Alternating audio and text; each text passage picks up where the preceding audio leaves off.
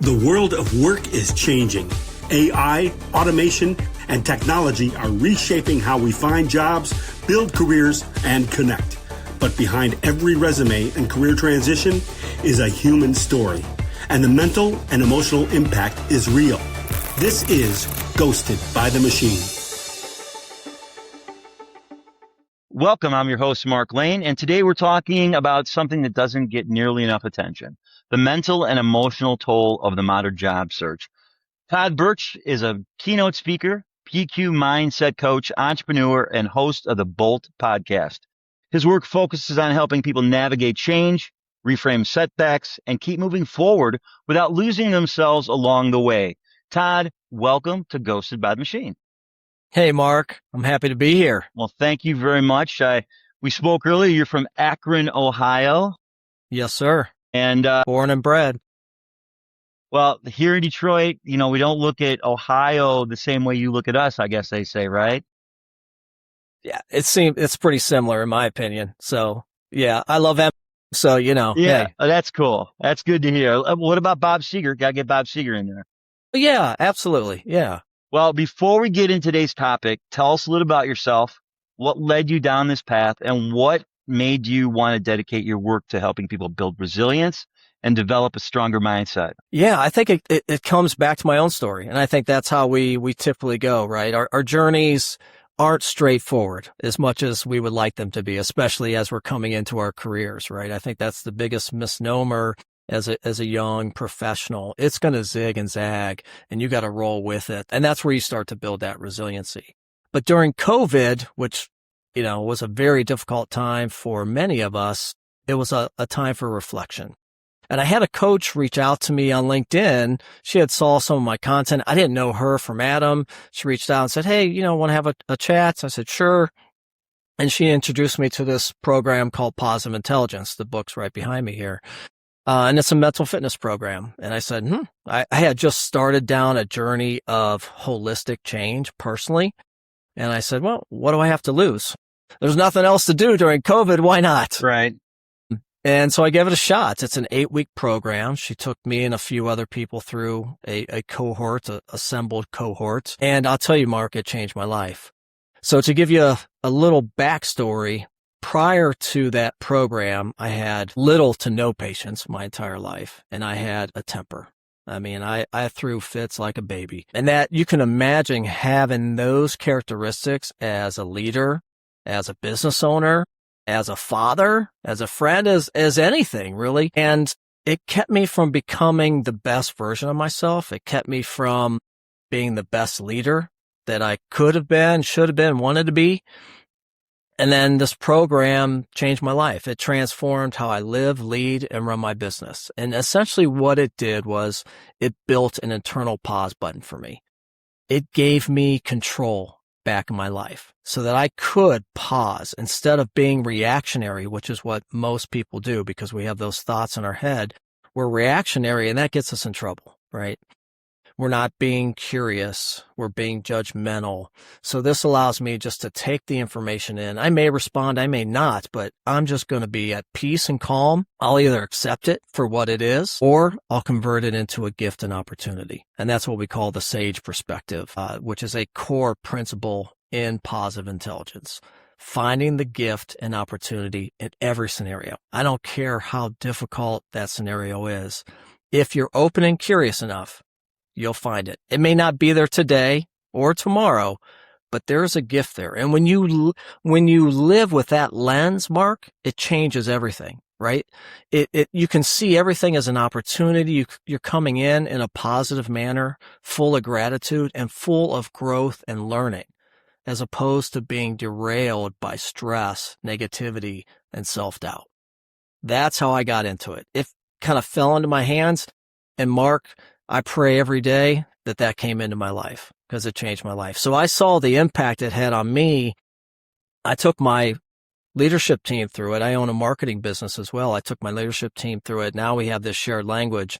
I saw how it changed their life and how dramatically it changed our business. And now I'm a coach. So I transitioned out of running my business. I still own it. And now I'm a leadership coach and a keynote speaker. Amazing.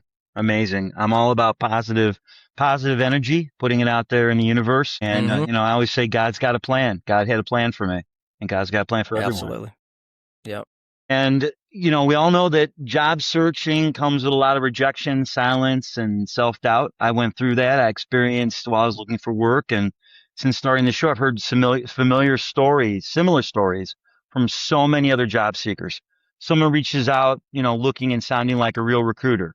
They ask all the right questions about experience, your search, the kind of role you want, what type of environment do you want to work in. And then they say, hey, send over your resume and start. And then we're going to look it over and we'll get back with you. And then finally they come back and say, well, thanks again for sending it over, but you need to update your resume. Here's a link. Go there. It's going to cost you a few bucks, and it's not free. But if you go there, and I can guarantee you're going to get a job. Yeah. What kind of experience like that do to someone mentally and emotionally, especially when they're feeling vulnerable? It crushes you. Let me take a step back here and educate just a little bit. For those that don't know, we're not built. Our brains aren't built to survive. That's a fact. We are built to, or not to, they're not built to thrive. They're built to survive, right?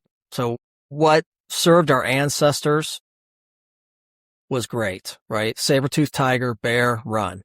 But change or anything else we see as danger, right?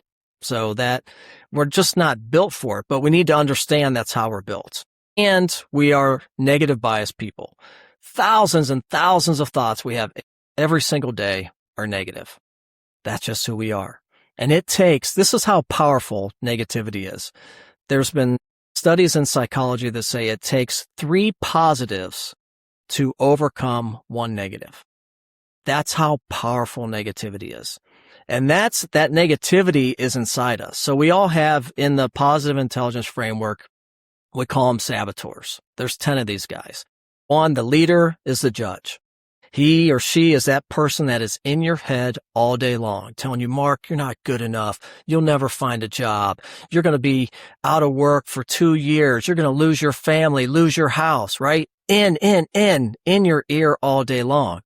That's our internal thoughts. But in this program, what we do is we're like, okay, let's identify, catch these negative thoughts, and then shift them over to more of a sage mindset. And in a sage mindset, that side of our brain, we can lead with empathy, curiosity, creativity, innovation, peace, calm, gratitude. So it's a different way of living. So it's not that we're trying to get rid of those negative emotions, right? We're all going to have it. We're all going to have some sort of stress, but how do you handle that?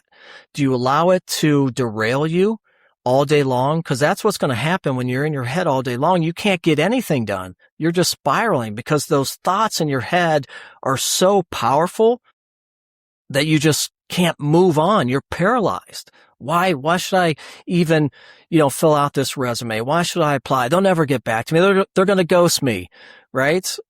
And that might be true, but you can't get stuck. And I go back to, and I don't know if you're a Rocky fan, Mark, but yes, very much so. It's not about how hard you get hit, right? It's about how hard you can keep moving forward. Right. So we just need to we take it on the chin, we get back up and we keep going. And if you start to build that resiliency, when you start to build your mindset in a more positive manner, then you can start leading a little bit better and you can start growing. You can start trying different things as opposed to being paralyzed and stuck in the position you're in. Because eventually what could happen is you settle into a comfort zone and then your spark dims. And you're not broken. It's not your fault. There are several thousands of people experiencing this exact same thing, but you can't let it get you down. And I know that's easier said than done. I have not been in that position before, but I know close friends that have. In fact, one of my employees, her husband was out of work for 1.5 years. And we knew this. So we kept a close eye on her because not only does it affect you, but it affects your whole family. And then your family, they have a job and they're taking that. So it's a trickle effect. It's a bleed. So we have to be really careful. And as leaders, especially in HR, you need to understand, you need to know your people. That's an important piece of information to know that one of your employees' spouse is struggling, because that's going to come down on her and or that person, and that's going to bleed into the work. So I went down a rabbit hole a little bit there, but that's what happens. We're negative bias people. That's a fact, but we can rewire our brain. Right. And it just takes intentionality. It takes intentionality. How do we separate our experience or the experience that we're going through from your value, from who I am? I mean, to get a recruiter, fake recruiter, to lead you down that path. And then you've got to come back and say, wait a minute, and this is wrong. And this is my value. This is what I bring. I don't have to deal. I shouldn't have to deal with this. But how do I get over that? I mean, you're the mental side of a job search is just, it's mind numbing. It's body numbing. It's soul numbing. Right. That's a great question, Mark. There are many different things. 2 things that I would recommend. I talk a lot about my keynotes, and everything that I do is wrapped around a concept. And this is a little different than mental fitness, but it's igniting your spark. And what happens when you go on this journey of being out of work, your spark starts to dim.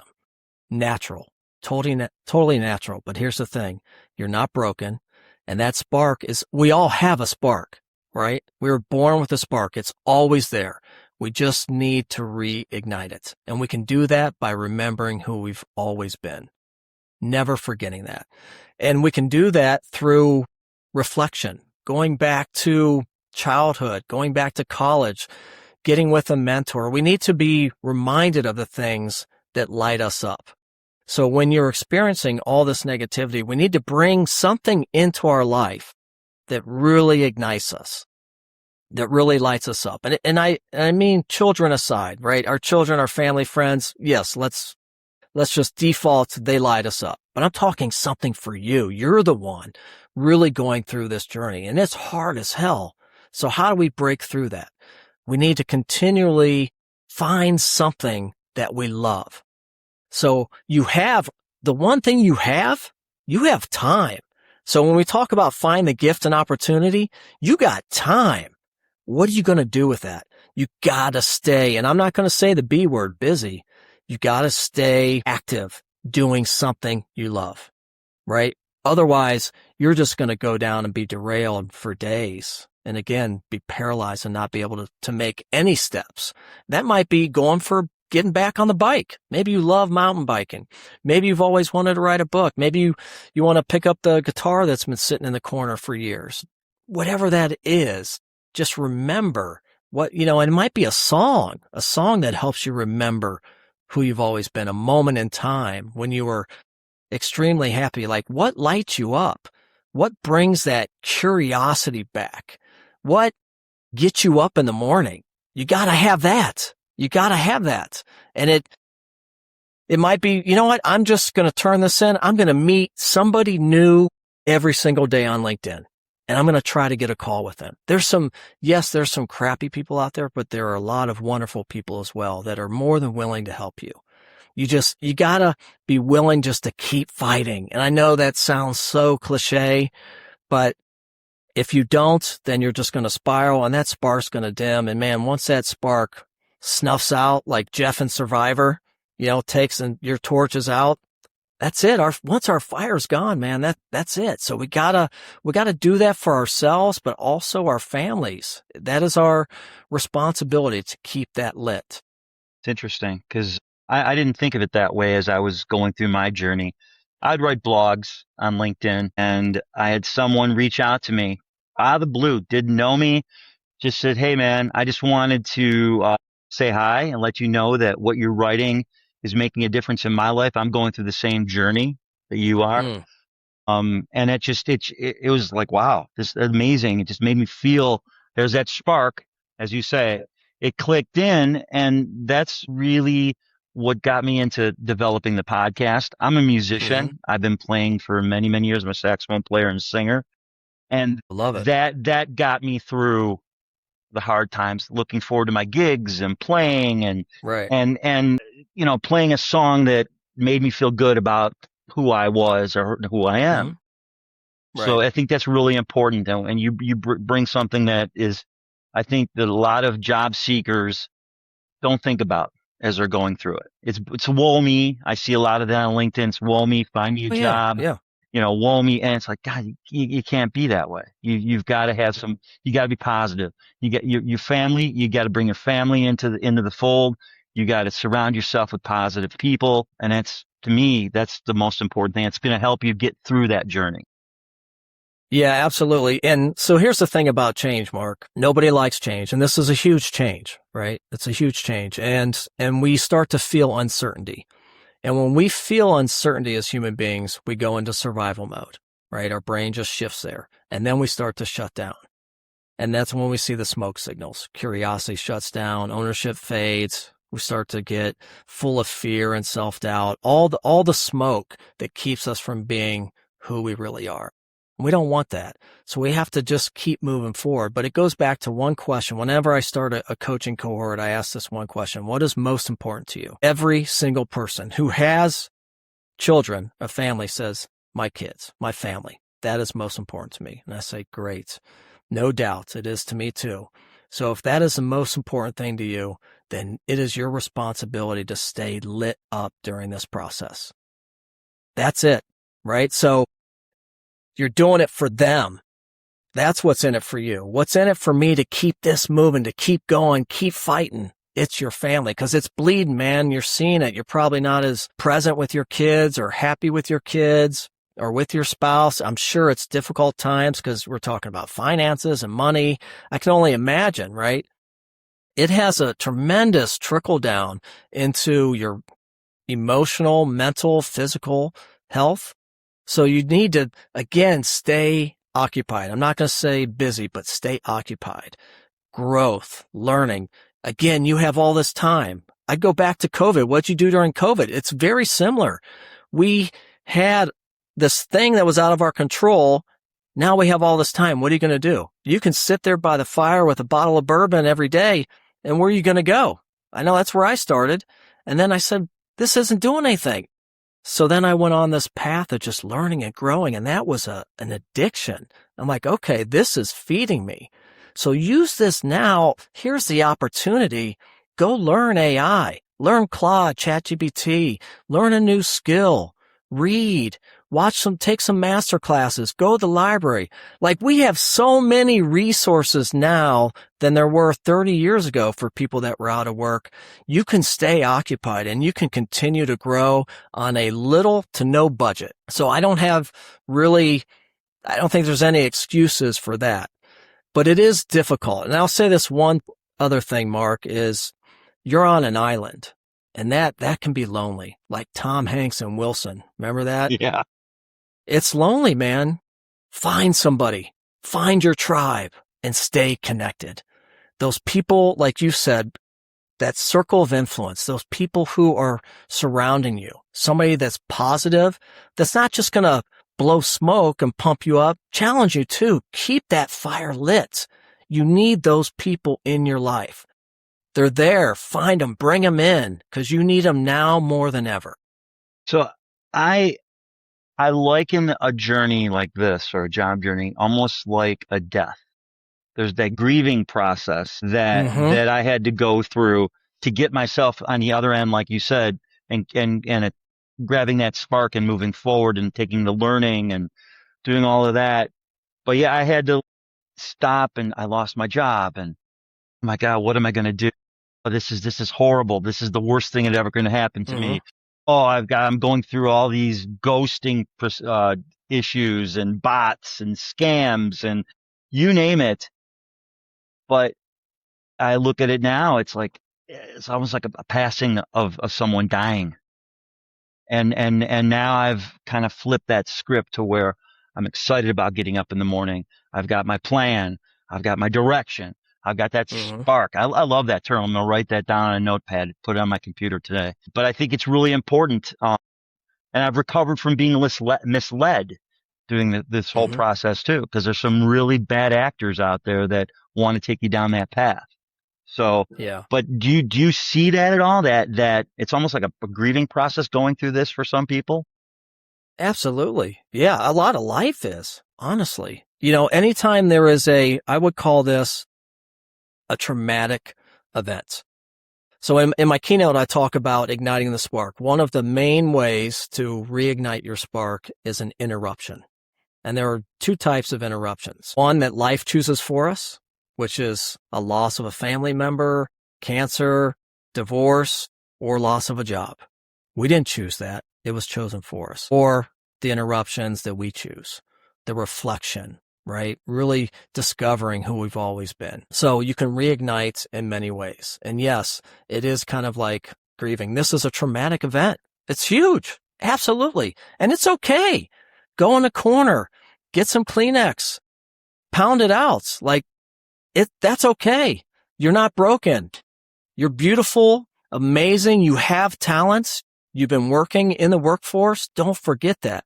But everything that we're telling ourselves is worse than the circumstance itself. We are our worst critic. And that's all positive intelligence. That's the saboteurs. Don't let them win. Don't let them win. Take some time, meditate, do some mindfulness practices, really reset. Don't let that fear catch it and say, yep, that's my judge. See you, buddy. I don't need you. I know you're lying to me because I am beautiful. I am strong. I'm talented. I'm intelligent, and I can do this. Who's going to win? You just got to keep fighting. I keep going back to Rocky and keep that spark lit. Find that one thing. And it doesn't have to be work related. This is the time. You have the time. Really reinvent yourself. And I'd say two things, Mark. One, shame on those employers. I know they're out there. Ghosted by the Machine. I love the name of your podcast. And it's unfortunate that we need to have a podcast titled that, honestly. They're people. We're talking about human beings, right? So if we go focus on HR, just leadership in general, the people that are responsible for the recruiting, there is a responsibility and a privilege to treat people like human beings. And I understand you're dealing with thousands of applicants, but there is a way to keep that human, especially if you have one conversation with somebody. There's commitment both ways. This is your brand. Whether you hire them or not, they're going to go out there and they're going to talk about your company and maybe not in the best light. So every touch, every communication is you and your company's brand. And what signal are you sending? This is an opportunity. They might not be your right hire right now. Maybe they will be in the future, or they might know somebody down the road. It's a small world, believe it or not. Keep that bridge open and treat people with dignity and respect. It takes time, but that extra time goes a long way, and it could help somebody from dimming their spark, right? Right. Well, it is, being ghosted, there's so many elements of that I looked at in developing this is that, you apply for a job and you don't hear back from someone for months thanking you for your application, or doing an interview, doing 3 or 4 interviews and not hearing anything for a couple months. My daughter came to me. She graduated college last year. A year later, she gets a letter. She already got a job, but a year later, she gets a letter from someone that she applied to. And they said, thank you for applying, but at this time we found someone to take that position. It's like a year later, you're sending an email. It's ridiculous. And in, Canada, the beginning of 2026 wrote into law a ghosting policy to companies that if you don't get back to an applicant in a certain amount of time, you can actually be brought up and be charged and be fined. I mean, I'm sure Glassdoor is having a field day with a lot of these companies. Gosh, and Glassdoor. I met someone last week, a company called ghosted.work that is out there, has an anonymous website that you can go to. It's been inundated with companies that are going, or not companies, but job seekers that are going there saying, look, hey, this is what's going on. Boom, boom. These companies are taking major hits on what they're doing. It's just horrible. It really is. It is. And I know, we all know that leadership said, "Hey, let's bring in AI. Let's see how we can and bring this into our company. It's the next best thing, and it's going to take us to this level." Well, then you've got job seekers, 500-600 people applying for one position. And then it goes through the cheese grater or the ATS system, and they'll take the top 10. What happens to that other 500-600? Right. They've got to be notified, right? They got to be told. But what's the feedback? We used to get feedback. I remember when my first job, I brought a resume into somebody. Hey, here's my resume, and hey, this looks really good. Let's have an interview. It doesn't happen like that anymore. There's no that face to face. Right. Yeah, there's a lot there, Mark. A lot to unpack. It really is. It's a very difficult situation all the way around. I think, one, we just need to remember we're dealing with human beings and have that respect and dignity and take the time. AI is great. I use it every day. I absolutely love it. It also scares the hell out of me. Right. But what I've realized recently is that we can really leverage AI. And here's how I think we can leverage it. We can leverage AI to give us time back so that we can use that time to really have those human interactions.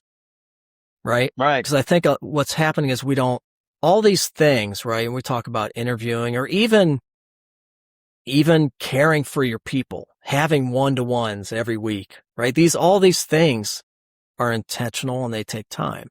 So we need to have that time.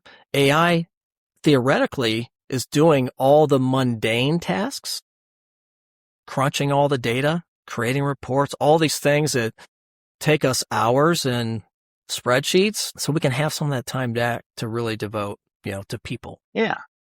So I think there's ways that we can leverage it. I will say, like, there's good people out there, and maybe they don't get through AI. I have a great story. There's two women that I hired in my marketing organization. This was about 5 years ago. They both had huge gaps, 2 to 3 year gaps on their resume and LinkedIn. And the old me would have just said, scrap them, put them in the trash. But for some reason at that time, I stayed curious. And I dug in a little bit further. I'm like, why would you have such a long gap? So I had some conversations with them. Lo and behold, that gap, they were raising their kids. They took time off. They committed to raising their kids. And I tell you what, Mark, those two women are two of my best employees. To me, that was a job. That should be on your resume. Sure. Raising a family, committing and saying, no, I'm not going to work. These are the formidable years. These are some of the best years. I am going to commit to doing this. That says a lot about the character of somebody. And they have now been in my company 5-7 years. Amazing employees. But normally they wouldn't have made it through the ATS, right? That's a gap. And it's not on LinkedIn. It's not even on the resume. People are afraid to mention that. I say, put that out there. I love that. Yeah. Like that tells me something about the character that you have. And now you're ready. Now you're ready. You had your kids. You've got them to a position where they can go into school. You're ready to come back to the workforce and get at it. So I know it's just a little story that I use that I like to share, but, just don't let those diamonds slip through. Sure. The ATS or AI, That's really good. I love that story. So what are some practical things that job seekers can do to keep up their confidence and that mental well-being while they're still in the search? Yeah, 2 things. 1, get your tribe. Get your people together. Have some sort of weekly or bi-weekly call or meeting with your people, right? Those are the people that are going to pump you up, challenge you, celebrate you. What are some of the great things that you're doing, right? Don't worry about all the negative, the bad things that your brain is telling you, the judge is telling you. I know there's something good there. Celebrate that. We don't celebrate enough. And then find something that lights you up. Find that thing that lights you up. It may have nothing to do with your career, your profession. Get that guitar. Join the band, start writing the book, read the book, take a class, whatever, start photography, whatever that is, Find that thing that lights you up, that keeps you going. The growth is going to be what gets you through this. And then trying that reframe, the mind shift from I have to go apply for another job to I get to, right? Finding that gift and opportunity. It's all in our mindset. Our mindset controls everything that we do. If we can simply reframe our mind, right, from I have to, an obligation statement, to I get to, you get to, you're still alive. The gratitude piece, you're still here. You still have the opportunity to go find that next job. And that next job is going to be probably the best job that you've ever had, that you might be for the next 10, 15 years of your life. And this might be an opportunity to reinvent yourself. Again, you have time. Imagine when you were working, no time, running around like crazy. Embrace the time and really think how you can leverage that time. I think that's a great way to look at it. The only thing that I always looked at through the journey was I wish I knew when this was going to end. You know, you just got, I wish I could say, God, it's going to happen before Christmas. It's going to happen before my wedding anniversary. It's going to happen before my daughter's birthday. It's going to happen before this. Those, those milestone moments in our lives, you look at that and it's like, is there a way of getting a job before that moment?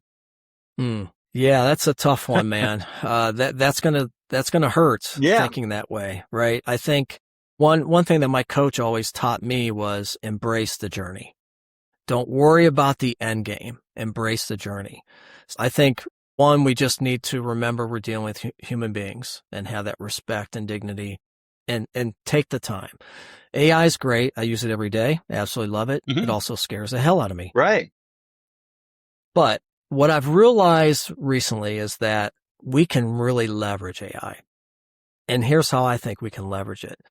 We can leverage AI to give us time back so that we can use that time to really have those human interactions.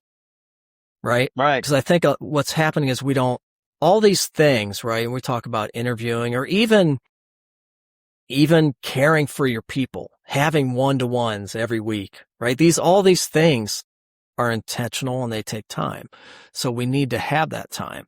AI theoretically is doing all the mundane tasks, crunching all the data, creating reports, all these things that take us hours and spreadsheets. So we can have some of that time back to really devote, to people. Yeah. So I think there's ways that we can leverage it. I will say, like, there's good people out there and, maybe they don't get through AI. I have a great story. There's two women that I hired in my marketing organization. This was about 5 years ago. They both had huge gaps, 2 to 3 year gaps on their resume and LinkedIn. And the old me would have just said, scrap them, put them in the trash. But for some reason at that time, I stayed curious and I dug in a little bit further. I'm like, why would you have such a long gap? So I had some conversations with them. Lo and behold, that gap, they were raising their kids. They took time off. They committed to raising their kids. And I tell you what, Mark, those two women are two of my best employees. To me, that was a job. That should be on your resume. Sure. Raising a family, committing and saying, no, I'm not going to work. These are the formidable years. These are some of the best years. I am going to commit to doing this. That says a lot about the character of somebody. And they have now been in my company 5-7 years. Amazing employees. But normally they wouldn't have made it through the ATS, right? That's a gap. And it's not on LinkedIn. It's not even on a resume. People are afraid to mention that.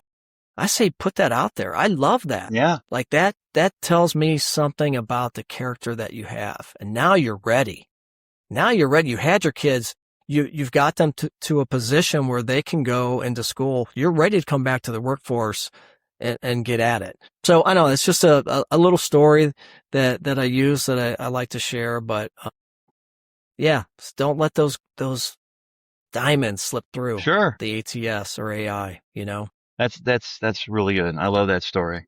So what are some practical things that job seekers can do to keep up their confidence and that mental well-being while they're still in the search? Yeah, two things. One, get your tribe, get your people together, have some sort of weekly or bi-weekly call or meeting with your people, right? Those are the people that are going to pump you up, challenge you, celebrate you. What are some of the great things that you're doing, right? Don't worry about all the negative, the bad things that your brain is telling you, the judge is telling you. I know there's something good there. Celebrate that. We don't celebrate enough. And then find something that lights you up. Find that thing that lights you up. It may have nothing to do with your career, your profession. Get that guitar, join the band, start writing the book, read the book, take a class, whatever, start photography, whatever that is. Find that thing that lights you up, that keeps you going. The growth is going to be what gets you through this. And then trying that reframe, the mind shift from I have to go apply for another job to I get to, right? Finding that gift and opportunity. It's all in our mindset. Our mindset controls everything that we do. If we can simply reframe our mind, right? From I have to, an obligation statement, to I get to. You get to. You're still alive. The gratitude piece. You're still here. You still have the opportunity to go find that next job. And that next job is going to be probably the best job that you've ever had, that you might be for the next 10, 15 years of your life. And this might be an opportunity to reinvent yourself. Again, you have time. Imagine when you were working, no time, running around like crazy. Embrace the time and really think how you can leverage that time. So if you're embracing and celebrating those small wins, those small moments, then you're not so focused on the timeline, the end game, right? And I also think whether you're faith-based or not, you got to have faith here. Yes. Right. You got to believe in something. This happened for a reason, and you're going to be a better person. So what you're doing right now is you're building resiliency. Anytime you go through any failure or any traumatic event like this, you have an opportunity to build that resiliency. You're going to come out stronger. If we don't experience anything like this, then we're just going through life thinking everything is puppies and rainbows. And God forbid something happens, we don't know what to do. Right. So this is again, going back to opportunity. And I know, easier said than done. I'm here. I have a job. So easy for me to say that I'm not in that position right now. And I know it's extremely difficult. You're not alone. Get your tribe together and find that thing that lights you up, Right. that gets you up. You got to get up in the morning and you got to do something. Plant that garden. Go start playing pickleball. Find something that, something new. Again, new and challenging. You're going to build that resiliency because you're likely not going to do it perfect. You're going to fail a little bit. So you're continuing to build that mental muscle. So when you get that next job, you're going to be an animal. Yeah. So it's not easy, man. we're not going to sugarcoat it here. No. But there are things that you can do. I'd say the easiest thing is just find your tribe, man. Find someone, a team that you can get off your island. Someone that's going through this, almost like a recovery group to some degree, or grieving group, Yep. right? Support group. We need people. We need support. Yeah. And people are out there. They're willing to help do that. And if you have the money, you can hire a coach. And I'm not saying promoting myself. I'm just saying coaches in general are a great way to help you get over this hump. So you brought up the Rocky movie, and you're gonna think we're taking off the topic here, but it's interesting. They're actually doing a movie that's coming out in the fall on the making of the Rocky movie. As much as that movie inspired so many people with the story of Rocky, they're actually the movie behind it, or the making of the movie, was Sylvester Stallone trying to get that script taken care, written. He wanted to be an actor. They said, no, you're not an actor. We'll write your own script. He writes a script. They take it. I want to act in this movie. I don't know if you've seen I've just seen the previews, But I'm looking at that and I'm going, this is a great looking movie. This is perseverance. And I had no idea this backstory. It's amazing. It's more amazing than the movie itself. Oh, yeah. I've seen the trailer, but I've also watched the backstory. It's the documentary. It's great. I mean, it's Rocky's story. Honestly, it's incredible. Tremendous resiliency. Yes. Him and Arnold. Arnold's got a great documentary on Netflix as well. He went through extreme adversity, but he kept that mindset sharp. He kept believing and he manifested. That's not something we talked about. Right. Arnold, I highly recommend checking out, even if you don't like Arnold. It's a three-part miniseries on his life and his journey. You know, nobody told him he could do what he's done, but he always kind of believed in himself and manifested where he's at. He could picture himself in a new job, at that new company, being happy, not having all these, these things, these worries and concerns for life. So two people. Yeah. But I love, Rocky all day long, man. That story is even better than the movie itself. Well, yeah. You mentioned it. My eyes lit up because I saw the preview. I think I've watched it like half a dozen times in the last couple of days just to kind of feel that emotion again. You get that. Your heart starts pumping when you see something. It does. That. Just play the song. I'm all in. So, right. Every time I watch that first one, I cry every time. Yeah. It's just so emotional. Yeah. So I always like to end on a positive note, in which we've been very positive. This has been a great interview. Yeah. With everything job seekers are facing right now, what gives you hope? And what would you say to someone who's starting to wonder whether a real opportunity is ever going to come? What gives me hope is that there is a very concerted effort right now, I believe, amongst the HR. I know the HR community in general. I just got back from a national SHRM conference last month in Orlando, 20, 30,000 people. And there was a through line, and that's let's get back to human beings. Let's get back to taking care of our people. HR.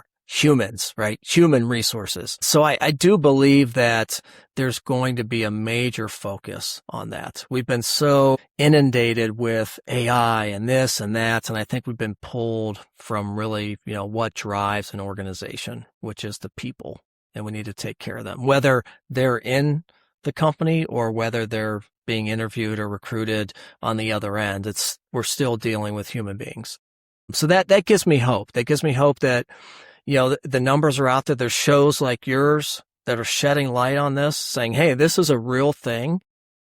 And there's other people that are creating these support groups for those that are, struggling and going through this. So that gives me hope that there's people who do care and there's an effort, and we are actually going to start focusing on our people, which sounds so silly that we even need to say that. Right. But it happens in life, it happens. We get a shiny new object like AI or something else that comes along. There's always something, and we get thrown off our game. But when you take care of your people, it will pay dividends. So that's just anybody in general, people in general. So that gives me hope. There's good people out there, and that gives me hope because I'm meeting them every day. People that genuinely care and are trying to make this the best place they can possibly live in. And what would you say to someone who's starting to wonder whether a real opportunity is ever going to come to them? Faith, man. You got to have faith. And again, if you're lit up, if you find that thing, I'm telling you, that will change everything. That will change your whole mindset. That spark is really critical to your foundation of getting up in the morning. If you have that thing, you won't be inundated with that judge that's in your head all day telling you, when are you going to get that? Are you ever going to get that? Are you good enough? We need to squander him, squash him, put him aside. He's lying.